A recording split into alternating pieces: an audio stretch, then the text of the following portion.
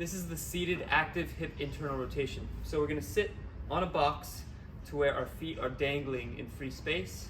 We're gonna place an object, maybe a yoga block or a foam roller, in between the knees. Now we're gonna actively squeeze our knees together into the block as we rotate the heels out. Now I'm using band resistance. You could start without band resistance at first and really focus on getting full range and a good contraction in the lateral hip muscles. Now, something to keep in mind is the compensation that we'll see happening at the feet. We'll notice when we internally rotate that we'll try to force the feet out into this eversion or pronation. Now, to mitigate that and really concentrate all the force into the lateral hip musculature, we want to focus on keeping the heels outside of our toes as we move into internal rotation. So the sequencing of this is pushing the knees into the block, so we should feel some adductor recruitment, while we actively internally rotate. So we're going to hold,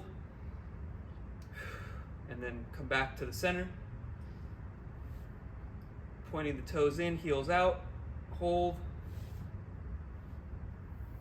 We can flex our hip forward a little bit more to increase the hip flexion demand.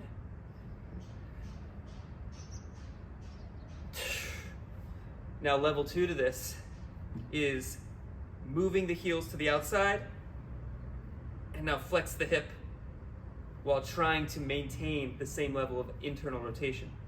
So what's going to happen is you're going to internally rotate, and then once you flex the hip, you'll notice your feet are going to come in.